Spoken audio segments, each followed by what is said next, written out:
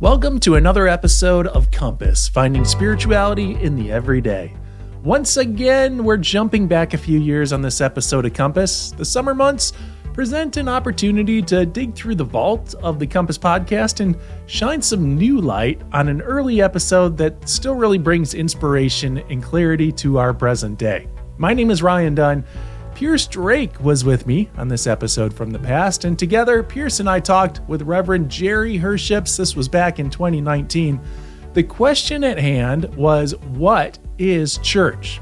And Reverend Jerry's thoughts really serve as some inspiration for us to imagine the kind of community that church can be. We're now 4 years removed from this conversation, but Reverend Jerry is still at it. In this conversation, he talks about moving to a new ministry position. Well, he's now moved on from that ministry position and is back in Denver. And it sounds like he's plugging right back into AfterHours Denver, the creative church expression that he started and that we'll learn all about in this conversation. Besides founding AfterHours, Jerry has worked as a stand-up comedian. He wrote for Jay Leno. He's authored a couple books, including Last Call, From Serving Drinks to Serving Jesus, and Rogue Saints, Spirituality for Good-Hearted Heathens. And actually, I think that latter book had just released around the time of this recorded conversation. So let's get back into it, exploring the nature of church with Reverend Jerry Herships on the Compass Podcast. Jerry Herships is with us. Jerry, thanks so much for joining us. How's it going? Thanks for having me on. Good. It is wet and cloudy here in Denver, but besides that, everything else is good. Yeah. Cool. Well, we want to throw on like the journalistic gloves to start this thing off because I read your book, Rogue Saints. It's wonderful. Within the book, you're just a little bit critical of some of the ways that church is organized or the ways that we execute church. That was passive-aggressive, Ryan. That was very passive-aggressive. My name wasn't mentioned anywhere, so I'm all good with it. But Piers and I have answered this question in past episodes. Go back to episode 1. But Jerry, why are you a part of church? That's an excellent question. And when you say you mean me personally, why did I decide not to chuck the whole thing? And yeah. Why do you do what you do when your community gets together? Yeah. So, I think one of the challenges with AfterHours getting together is we really have one guiding question that we ask, and we've asked it from the beginning. And that is we hold everything up to the mirror that says, is this thing that we're about to do, or any piece of this thing we're about to do, going to make us or lead us towards being more like Christ? Like for us, it is, and I grew up, and people have heard this before, and I wrote this in the book, I grew up Catholic, and I'm actually very down with ritual and liturgy, and I grew up with that and did Mass 6 days a week and was pretty hardcore Irish Catholic Belfast grandmother guy, and I didn't know any different or any better, and so that became sort of my embedded theology, and when it's done really well, I really like that. I think somebody like Richard Rohr would say, that's a way to really connect to your soul. Mm-hmm.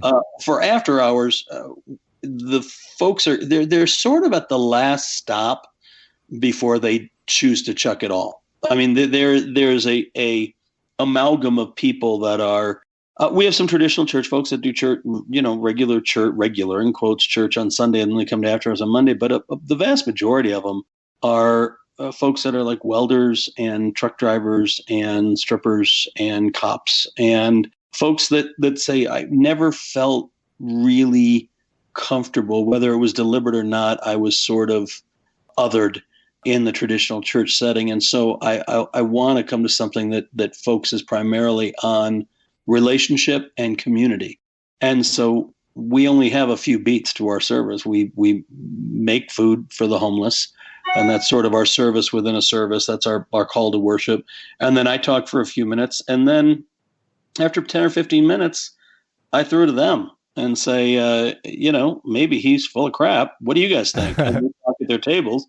I have said more than once, I think the day of the usually still to this day dominant, middle-aged white straight male guy talking at a crowd of people and saying, sit down, shut up, you might learn something here. I think that's over. I just don't know if that connects us to the holy in the same way that being in conversation and dialogue and watching people go, yeah, I struggle with that too. And having that back and forth really brings up a lot more interesting fruit, so to speak. And then at the end, we find out what the high points of their week were and the low points, which I guess real church, traditional church would call joys and concerns. Then I say go home, and then no one. So for us, those beats of being a better follower is, how do we serve the people beyond this room?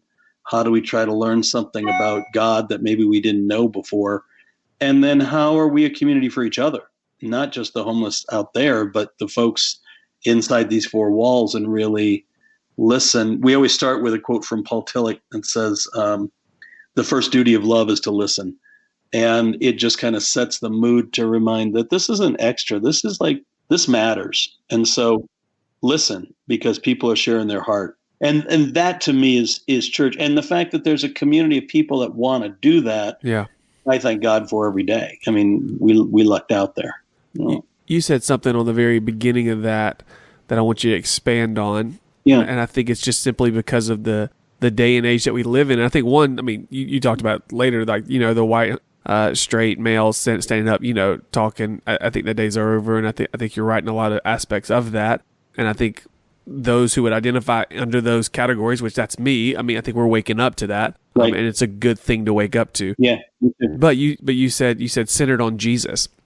And so, as I scroll through Facebook or Instagram or Twitter or whatever, everybody is claiming Jesus in some degree, and so from the far right to the far left are claiming Jesus. And so not getting political, but when you say Jesus, centered on Jesus, what's the thing that you're thinking about in that context? I think that speaks a lot to, I think that reveals a lot about a community or a faith leader's theology, is just that one question, is to say, who is God in our context, who is Jesus? And to me, Jesus was the one that always chose to align with those on the margins. Jesus was always the one that said, who is the powerless? Who are the people that don't have voice? Who are the ones that have shed all the tears, who have had their tongues ripped out, and who need friends? And I think our community has aligned with the homeless community specifically because, they have in most communities been kicked to the curb. And so for us to, quote, be like Jesus has been to how is it that we align with folks in that scenario. And there's tons of other categories of those. That's just one that rings true for this particular group of people. And how do we give them voice? How do we be in community with them and not be there and go, all right, settle down. We're here to save you. Enjoy your lunch. And no, we don't want to actually talk to you. Heaven forbid we learn your name. We'd rather just serve you and then feel good about how awesome we are. We really try early on to make it really clear that that's not what we're about, that we almost always, and Ryan, you're friends with me on Facebook, and you could see the number of times when I leave the park, how often I'm posting about the gift they gave me that day. Yeah, oh, there goes Jerry again. Yep. Must be Tuesday. Jerry's got some kind of brag. He's crying over something. Yeah. That's awesome. Yeah. It's stunning to me how often they bring me to tears. It happens with ridiculous frequency. And I think that's what happens, at least my experience, when we're with the margin, people on the margins, the others, rather than, do things to them. Yeah. I think they still benefit. They'd still get the sandwich, but I don't know if that's engaging with them the way Christ would.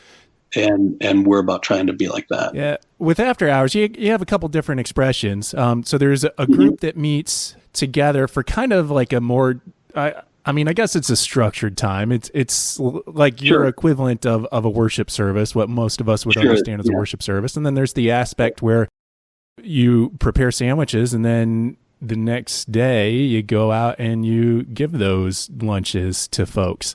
Yep. As folks are showing up at your Monday night gathering, are they coming because they're looking for Jesus, or are they looking for something else? We have a number of people that come to After Hours that would self-identify as agnostic, some that would identify as atheist, a number that would identify as Catholic. Okay. I mean, not even Christian. They've been Catholic their whole life. And while, when you explain that to somebody early on, it's like, well, aren't Catholics Christian? Well, yeah, they are, but not our flavor, but sort of like it. But they believe the Pope's the top of the, it gets a little convoluted. Yeah.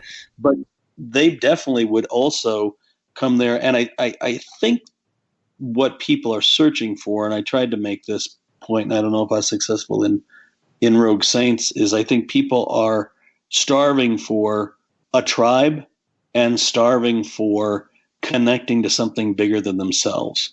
Now, those two things can be done outside of a Christ-centered community, but that's what we're there for. We don't apologize. I think sometimes there's the assumption that we are going to get together and just drink beer and make sandwiches. Mm-hmm. And I would challenge any church that I think we mention Wesley and Jesus as much, if not more than most, because I think, I'm probably a pretty crappy pastor in the sense that I'm not one of those guys that goes, no, you have to believe that this is the only way and that this is the only guy.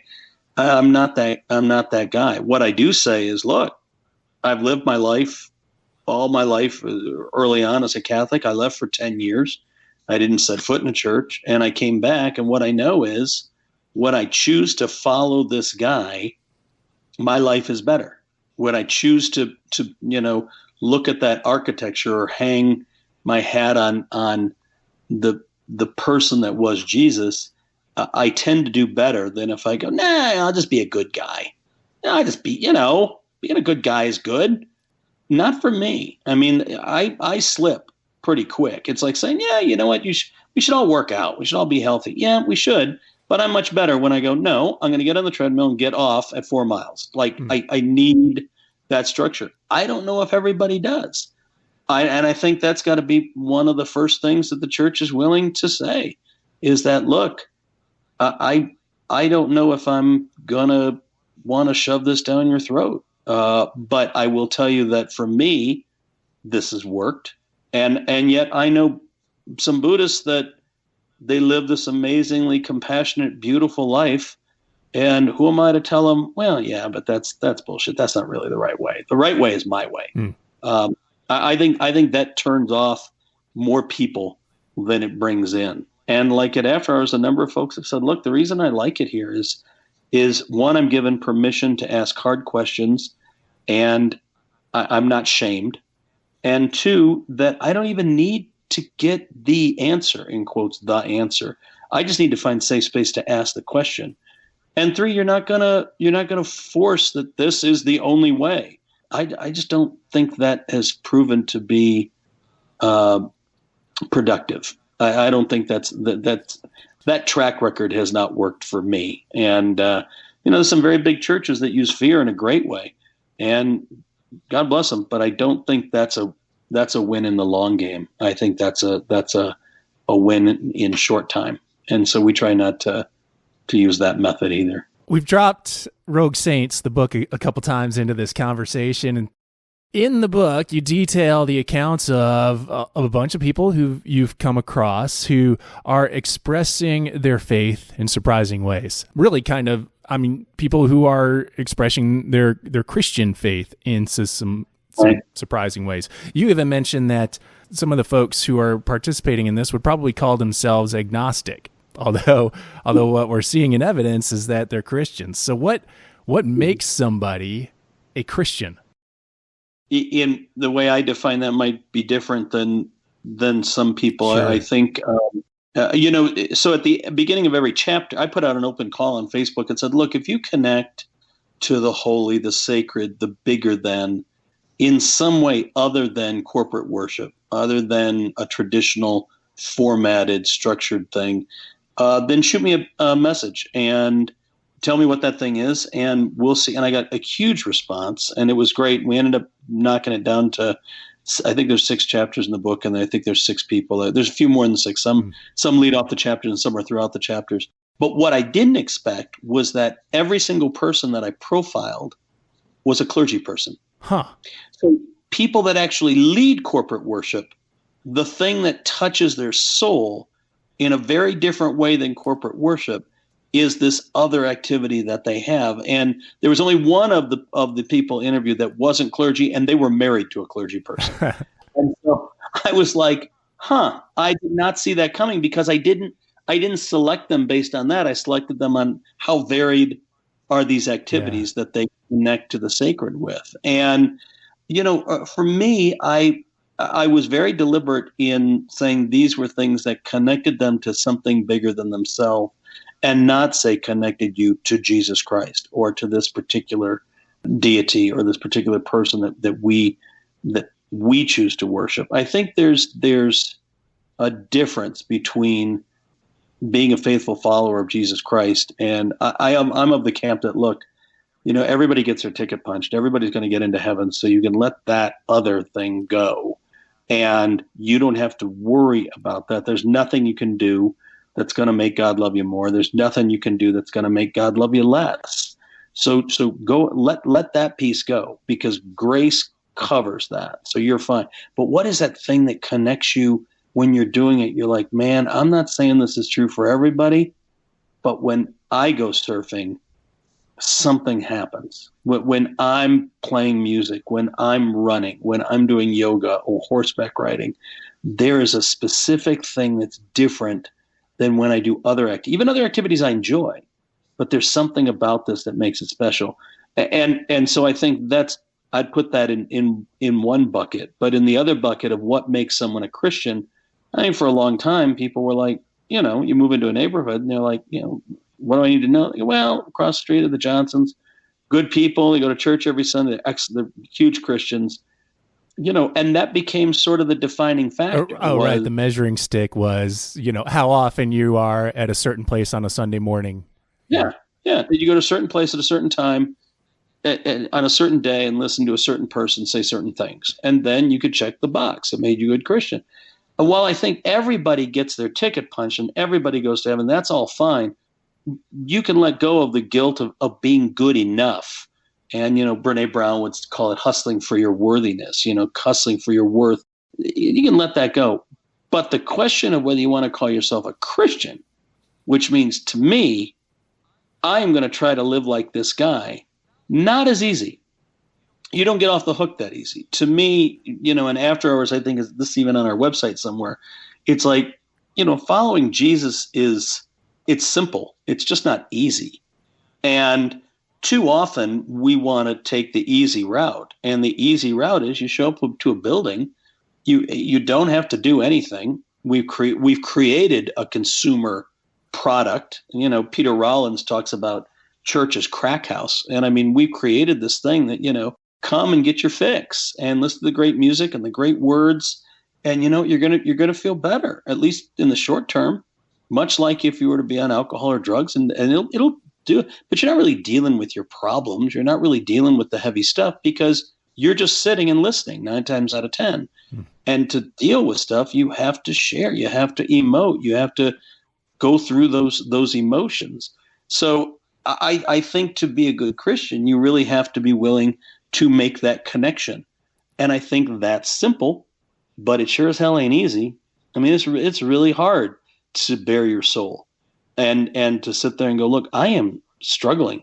I mean, the number of people that are, Brene Brown again would say, we've never been this in debt. We've never been this addicted. We've never been this overweight, and yet, we think we've got it all figured out. And I think we're starving for this connection to something bigger and this connection to other people. And, not just Rogue Saints deals with that, but After Hours as a community does as well.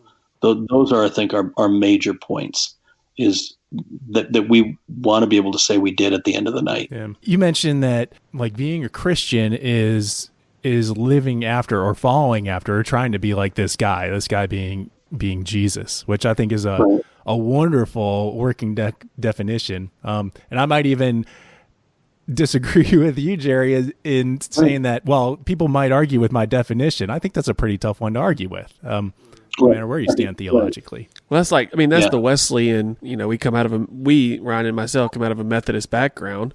And so like Wesley is all about like, where's your soul pointed? It's not about crossing a line necessarily. And it's not about, I would like, we would have different viewpoints on like salvation, but as Wesley talks about, it's like, where's your soul pointed? Not are you in the box or outside of the box? And, right. That idea of using your faith as a compass. Exactly. Point you in a certain direction. And, if it's serving that purpose, then where you are on the path is not as important as the direction the path 100%. Is going. Yeah. So with that understanding of kind of faith and your understanding of it, can you do faith without community? Can those things coexist? Yeah, I think you can. I think the Desert Fathers prove that. I think that there are monks that are able to do those things. I just think it's harder. Mm-hmm. I just think it's like really, really hard. I think Jesus never said, make sure you, in fact, it's so funny. Even, we talk about AfterHours being a faith community, and there's just so much baggage with the word church. And even the idea of gathering together, like it's hard to even come up with another name. On our webpage and stuff and other places we'll say, we get together, we gather. Mm-hmm. The idea of saying we worship feels like there are so many churches across the country and world, and there's no way to say this without it possibly sounding insulting, and I don't mean it to, but that do something really, really well that need not be done. Mm. And Jesus never said, make sure you get together, especially once a week, ideally on this day or this time, but actually it doesn't even matter. Just make sure you get together and tell me how great I am. Just continually tell me I'm awesome. Just treat me like your boyfriend Jesus. Just, man, you're the greatest God. You're the bestest Jesus ever. You're the most best Jesus, and I would do anything for you. Good, because we need some people to go to Haiti. Well, not that. I only have so much vacation time. But anything else I would do for you because you're the best. And I think Jesus goes, I get it. But I think, if any of us had somebody constantly tell us how awesome we were, didn't do anything, we would start to question. And you and I sure as hell ain't Jesus. Like, if we're bright enough to figure that out, don't we think that Jesus is smart enough to go, they talk about it all the time, and they even get together in these like $1 million facilities and create this whole thing of different ways to tell me I'm awesome. But they stepped over a homeless guy to get. Well, I think that's where you get all the pushback in our faith, like history with the Book of James, right? Yeah, I mean, for AfterHours people, I think in general, they know that what they're doing is they're coming to a place to investigate their faith and to look into what it is that they're struggling with or that they have questions for. But it's not. It's very, very laid back. It's not going to be one of these $1 million facilities. And quite frankly, I think for a lot of them, that's the appeal. The appeal is that it's not. Actually, you and I were talking before we went on the air, and you were talking about the guy that does the podcast that has one that is really quality, and then the other one where he just clicks on the mic and goes. Yeah, I think we live in a time that people genuinely appreciate the authenticity over the polish. Mm-hmm. Even when it's something like, "Hey, folks, guess what? The recorder turned off," and sorry, but that happened. Because I think people generally go, you know what? Yeah, that happens. Like that happens to me. And it's nice. I think there's a disconnect when we try to make anything too perfect. And my background was as a performer, and I think there's value in presenting a quality product. It gets a little dicey when the product is God, when the product is Jesus. who came at this world with such an authenticity and a genuine desire to connect. It's a struggle when that is laid on top of, all right, make sure as soon as the congregation stops applauding, you're already walking up to the mic because we don't want any dead air between the pastoral prayer and the Our Father. Yeah, you know, I think you're hitting on two things there, Jerry, and why things are going well out there. I think one, you're a pastor that's actually doing community with the community that you're a part of. Mm-hmm. You know, I mean, how many? I'm guilty of it myself in days, you know, but like how often have we seen pastors who, man, they're leading incredibly, but they don't know anyone. Right. They know their director of operations. They know they know that guy, girl. Right. But man, tell me somebody that's in the pews or in the seats or around, you know. And so I think that is a huge thing, regardless of however large or small, or I mean, I think that is regardless of the point the church is or the community is that, hey, we're going to do it together, and I'm going to be in it. So here's what's going to happen. If I'm going to be in this with you, you're going to see my stuff too. Right. You're going to see my stuff. And I mean, we being Jesus people, like, we've centered on him for us. He really didn't have stuff, you know, like, right. He's not, you know, Paul says, I come with my weakness, you know. Jesus' weakness isn't that, but what Jesus does do is, man, he's around the table all the time. Right. And he's breaking bread. And he had no hierarchy of people. Like, he was fine being with kings and rulers, and equally fine being with prostitutes and tax collectors and zealots. And that's fresh and really appealing, especially in our society now, when we have managed to quantify relationships. Like, okay, is this person worthy of my time right now? I don't know. Jesus was really like, no, like, everybody can come to this table. We'll all hang out. That's right. And I really, you know, there's a great Oscar Wilde quote that said, every saint has a past, every sinner has a future. And I love the fact that it is a phrase that sort of levels the table.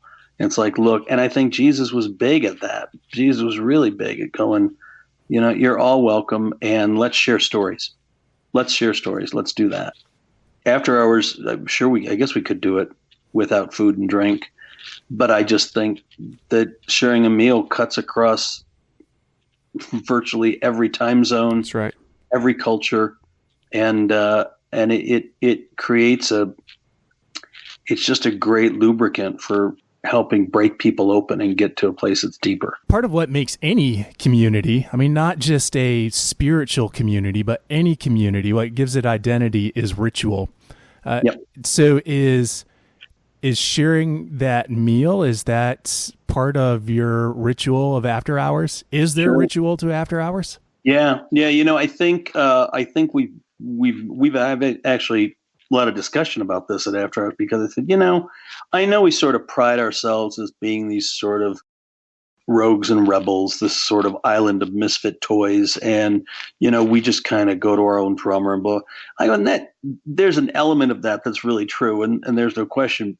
Having said that, there's also a part that goes, okay, let's try to do an After Hours and have me start by going, yeah, you know what, this week, we're not going to make sandwiches. I'll just go and get like a foot long before I go down to the park. But we're just gonna eliminate that part. Like, it would hit the fan if and they wouldn't know why exactly. They're just like, well, that's what we do. And I'm like, okay, well, we'll make sandwiches, but tonight I'm just not going to talk. We'll just see how you guys are doing. They go, well, what do you mean we're not going to? I didn't really prepare anything, and we're not going to have any conversation at all. We're just going to go straight to joys and concerns, and, you know, our highs and lows. People would go, well, what the hell? Like, we came here to learn. So I go, okay, you're right. Let's have the conversation. Let's go ahead and make the sandwiches. But so I want to make sure I'm hearing this. So even in a community like After Hours, like, the ghost of church past still shows up and saying, "We've always done it this way." Oh, is that true?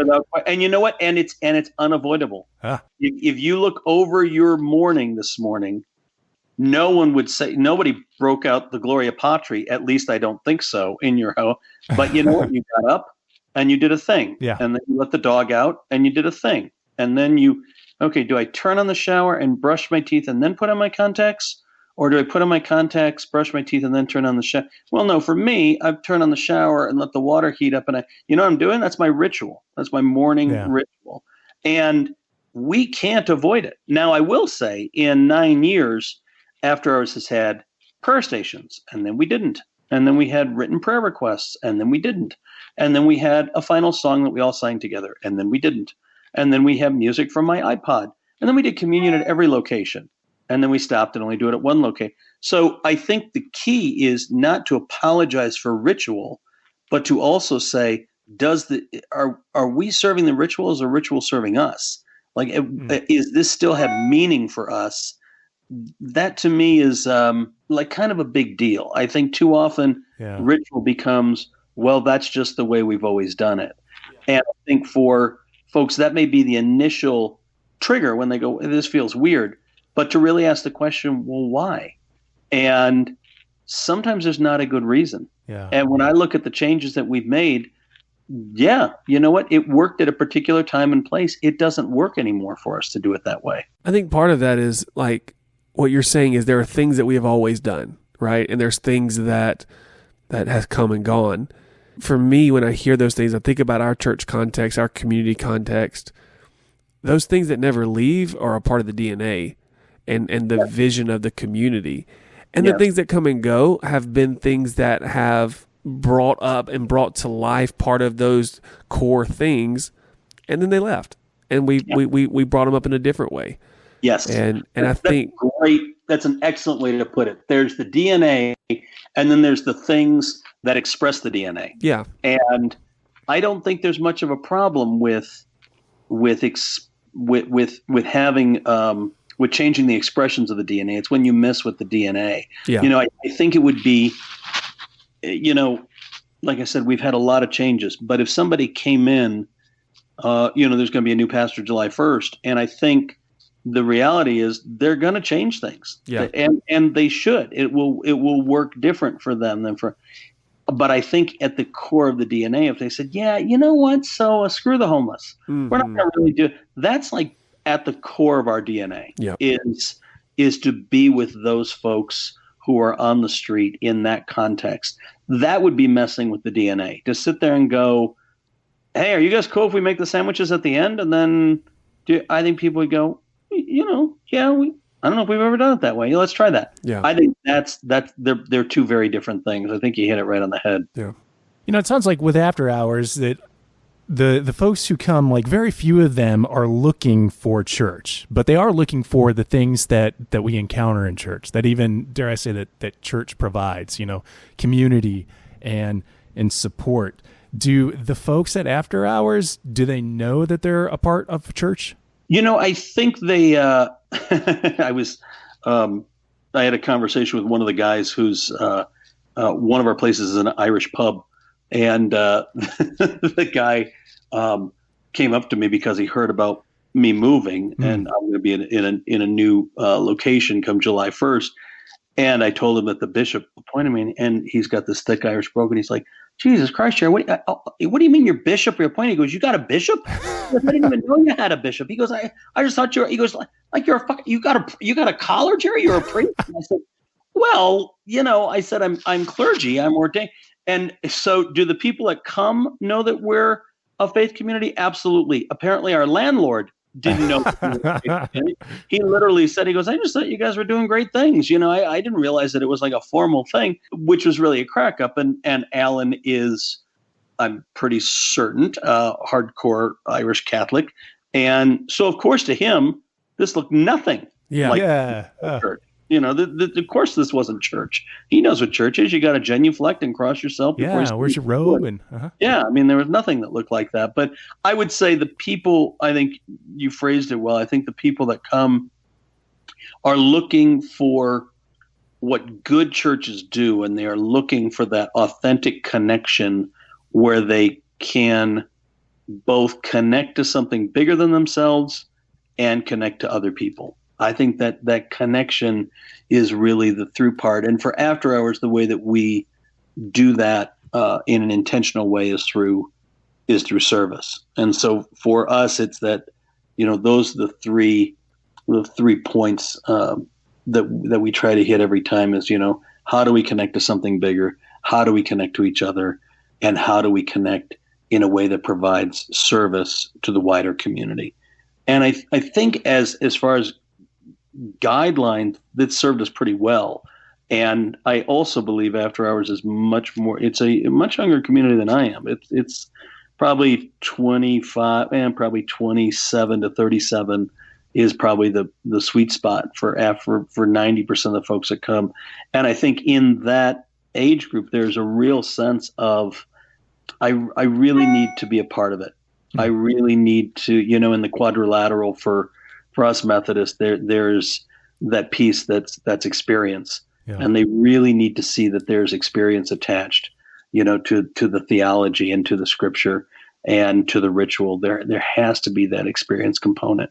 And I know for a lot of folks, they wouldn't care if I was a ordained clergy or not, and they wouldn't care how well I knew the Bible. They want to know, hey, are you rolling up your sleeves? Are you getting your hands dirty? Because that's what we want to do. And I think that's where the value lies for a lot of them, and to be able to have a place to share their life and the highs and lows, Well, you mentioned that your time at After Hours is kind of drawing into a new phase or a different phase, or even I don't want to say that it's ending, because we know that it doesn't necessarily work that way. But you are going to another church. You've been appointed to another church. So, any bold predictions about like what you're going to do up in Aspen? I don't know if I would say bold predict. I think if I'm true to what I'm saying, if I'm actually living what I profess, it would not be to go into Aspen, which is where I'm going to be appointed. And the optics couldn't look worse. A pastor serving the poor on the streets moves to minister to millionaires. But if I was going to any other church, is to go in and go, okay, here's what I know works. We feed the homeless, and that's the way we're going to do it. Because to me, I'm a big fan of missional church over sort of an attractional church model. And I think with a missional church, you go into community and you say, where are your needs? Yeah. What's the need? This community, not the one I've just done. What are the needs of this community? And for example, I didn't know this until within the last, week or so. The Aspen area has, I think it's 3, 4, 5 times the number of suicides than the national average. Wow. And it's ragingly fascinating to sit there and think, really? This is a place where the median home price is $6 million. There's gorgeousness everywhere you look. The town is as quaint as you could possibly have. What in the world? And so for me, it's worth examining and saying, well, what are the services that are provided? And it's not just Aspen. It's actually the entire Rocky Mountains. The top 10 states with the highest suicide rate are all in the Rocky Mountains, except for Alaska. Huh. They even have a horrible nickname, but there's the Rust Belt and the Bible Belt.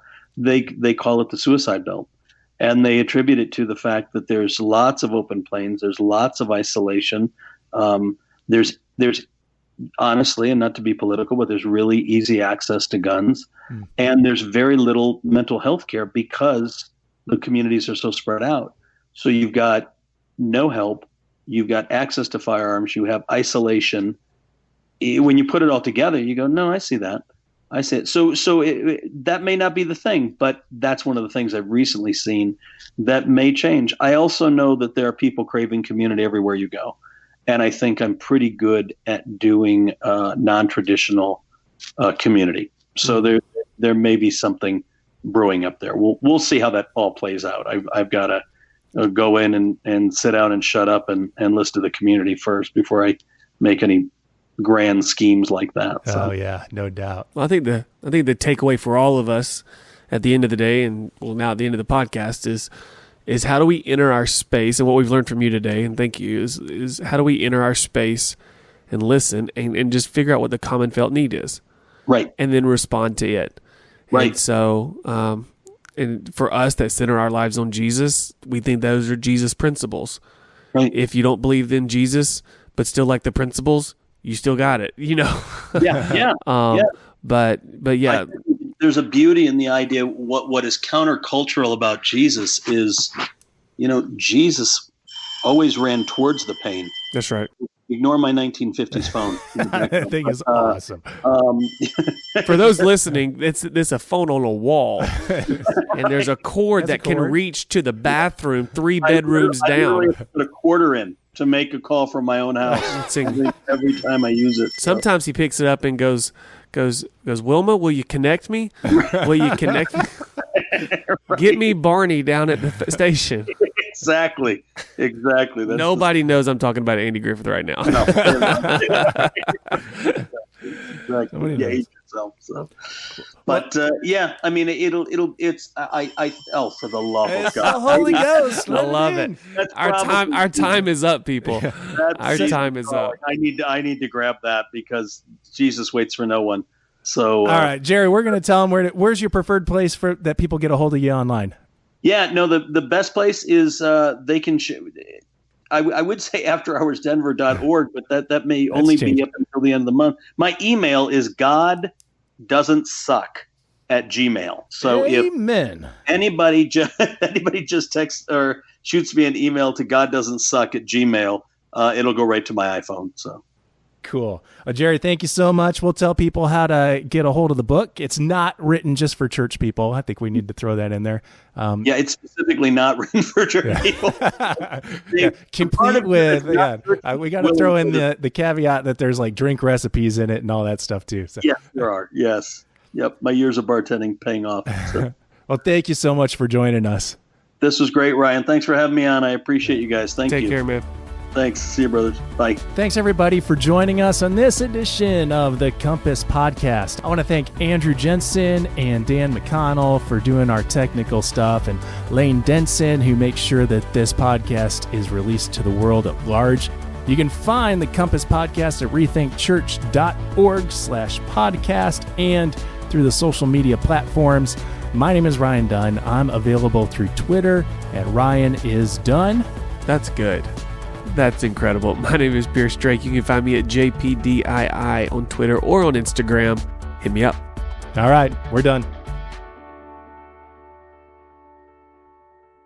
I really put a quarter in to make a call from my own house. Every time I use it. Sometimes he picks it up and goes, Wilma, will you connect me? Will you connect me? Right. Get me Barney down at the station. Exactly.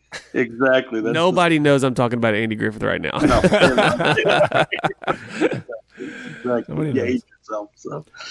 But I mean, it's for the love of God. The Holy Ghost. I love it. Our time is up, people. Our time is up. I need to grab that because Jesus waits for no one. So all right, Jerry, we're going to tell them where's your preferred place for that people get a hold of you online. Yeah, no, the best place is they can. I would say AfterHoursDenver.org, but that may only be up until the end of the month. My email is goddoesn't.suck@gmail. So Amen. if anybody just texts or shoots me an email to goddoesn't.suck@gmail, it'll go right to my iPhone. So. Cool. Jerry, thank you so much. We'll tell people how to get a hold of the book. It's not written just for church people. I think we need to throw that in there.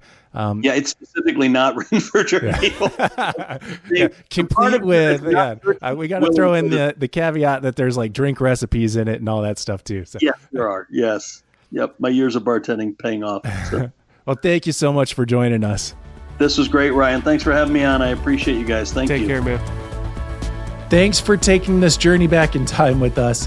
If you want to check out more Compass, some good follow-up episodes include a fresh look at Radical Jesus with Damon Garcia. That's from August of 2022. And I think episode 111 about 7 reasons why people are leaving church, that would interest you as well. While you're listening, leave a rating and or review. The Compass Podcast is brought to you by United Methodist Communications. And we'll be back with a brand spanking new episode in 2 weeks. Chat at you then. Peace.